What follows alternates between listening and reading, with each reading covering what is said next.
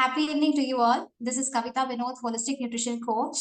And today, the program what we have created is about connect your gut and heart. So the WhatsApp community is created specially and exclusively for the gut health. So we health coaches, nutrition health coaches are here to heal you all. So in this program, we will be dealing with the minor and the major symptoms of the gut in relation to emotion. So to give a very short introduction about the gut. Gut is the gastrointestinal tract. So the organs starting right from the mouth, the food you choose, the esophagus, stomach, small intestine, large intestine, rectum, anus, all these organs and their health are connected to gut health. So this will also include the microbiota. So most of us in the family, including the kid or a teen or elderly people, anyone maybe. So nowadays they are facing a lot of gut issues. So we are here, we coaches are here to make you and give you more knowledge about what we are facing in day-to-day life and the emotions connected with it. So we have here our coach, Shivapriya, Holistic Nutrition Coach. Hello, Shivapriya. Hi, Kavita. Good morning. Yes, Shivapriya. So the first poster what we circulated is about the increased appetite in relation with fear. So we have received a few questions. So regarding this, so Shivapriya is here with us to clarify the questions. Shall we go start, Shivapriya? Yeah, sure. Yeah. The first question is, how the food plate imbalance leads to increased appetite? Yes. See, the food plate imbalance has a great impact on our appetite level actually.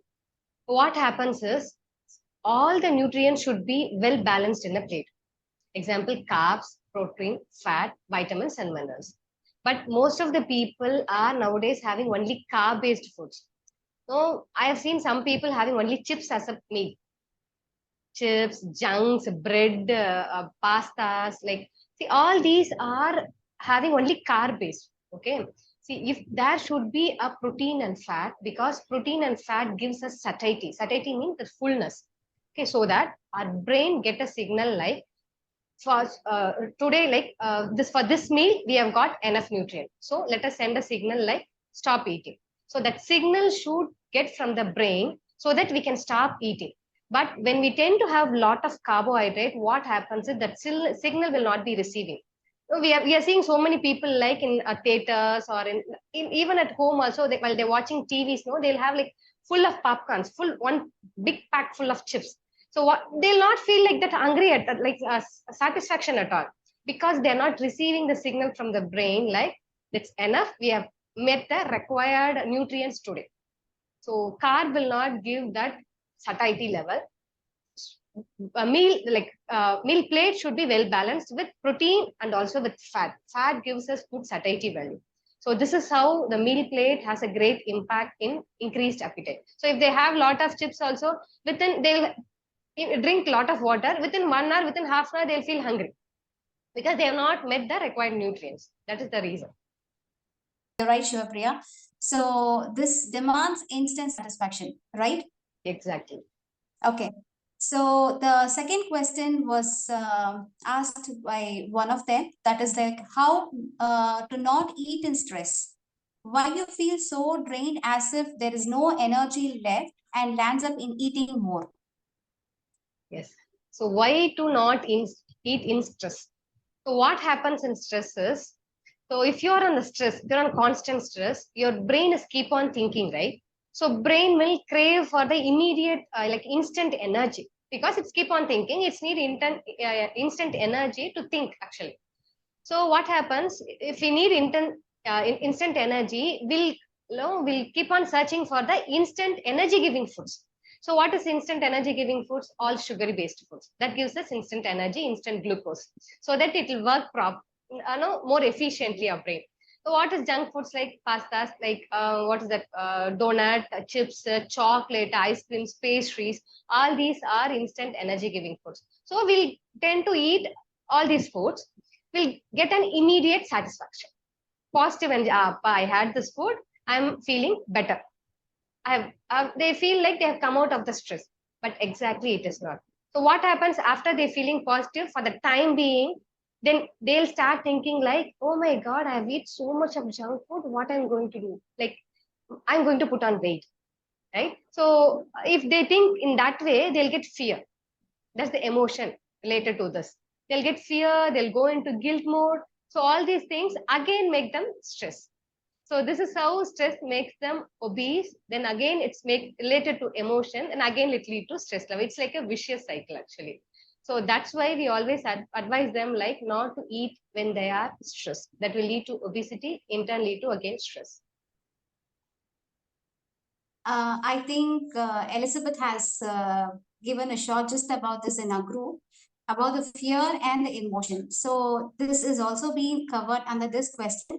So thank you, Shivapriya. And the next question. So we have seen few people about the sleep pattern. So they tend to sleep a lot or they tend to sleep very less. So that is also a factor for the increased appetite. Can you throw some light on this? Yes, of course. See, sleep plays a huge role in each and everything. Maybe like what happens in sleep is our body will go into repair mode actually. So when our body will go into repair mode, all the organs are getting regeneration, repairing, so that it will repair itself. But if we are not in the repairing mode, if you are not giving time for our body to repair itself, all the hormones will become imbalanced. So hormone irregularities is a major role for increased appetite because we are not getting the signal like the hormones which are responsible for this satiety balances, leptin and ghrelin.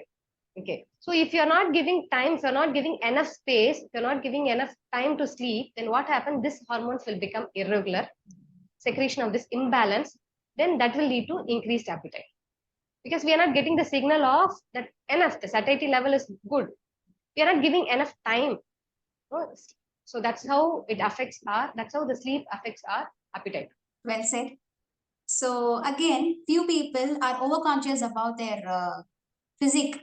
That is, they do a lot of physical activity, more of physical activity compared to the stipulated time. So they wanted to do more and they immediately feel very hungry and they tend to eat a lot of whole day. So what is the role of increased physical activity in relation to appetite? Yes. So that's the next question. Yeah, as you said, they are more conscious about their physique. They want to do more workout. Their focus is only in the workout. I want to do more workout. I want to lose weight. I want to be like a fit physique in a good shape, everything. But these people are like missing out something like working out is different, but still they need to give that much nutrient, right?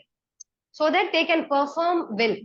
But their focus is only in the physical activity, not in the food plate. So if they are not giving proper nutrient that is required for our body to perform better, definitely they will feel hungry. As I mentioned earlier, the food plate should be balanced. If the food plate is not balanced, they'll feel hungry. They will do over exercise. They'll do like one day. Some people will do 5 hours activity also in the weekends, especially because they wanted to lose more weight. They wanted to look appealing. So what happens is if they are not giving proper nutrients that is required for their performance, for their body to meet this their required level or performance, definitely they will feel hungry. They'll crave for food section. This is how very simple. Again, they are not giving the proper nutrients. Yeah. Okay. Okay. Fine. So everything is interlinked. And again, we are coming to the last part of our question. That is how this emotion that is related to each and every symptom of the gut, especially increased appetite and the fear, how it is related and how this can be corrected. Yes. So I mentioned earlier, right, in the stress, the vicious cycle. So if they want to come out of it, actually, gut is especially related to emotions. Serotonin, it's a happy hormone. 90% of the serotonin is secreted in the gut. If our gut is not happy, then we will not feel happy. Okay. For that, we need to focus on mindful eating. If you're already stressed out, if you're already in emotional distress, you're watching TV and eating a lot, you're not getting the signal, right? I've already mentioned, you're not getting the signal from the brain. So please be mindful. No gadgets, no laptops, no mobiles, everything. Just be mindful on your plate. Focus all your five senses in the plate so that you will get a signal like up your like hunger has started, hunger has closed, that satiety value will be getting, so that you will not going into that guilt mode or the fear mode of eating more. So first thing you have to do is be mindful. Mindful eating plays a major role in appetite level. Yes. So this mindful eating will also make you aware what portion of food you had. So that is more important. And moreover, to add on a few points, Shivapriya, with your permission. Yeah, go So ahead. this gut especially, it secretes about 85 to 90% of happy hormones, that is serotonin. So it is within us. So the emotions has to be balanced. Whatever it is, they give a code language to us. So this organ is suffering from this. There is a more acid in the stomach. This has to be balanced through the food. So it is our way and our duty to balance with the food and our emotions. So thank you, Shivapriya, and thank you all. So these are the few questions what we have got for this week. For the next week, we will come up with a different symptom related to a different emotion. So see you all then. Thank you. Bye. Thank you.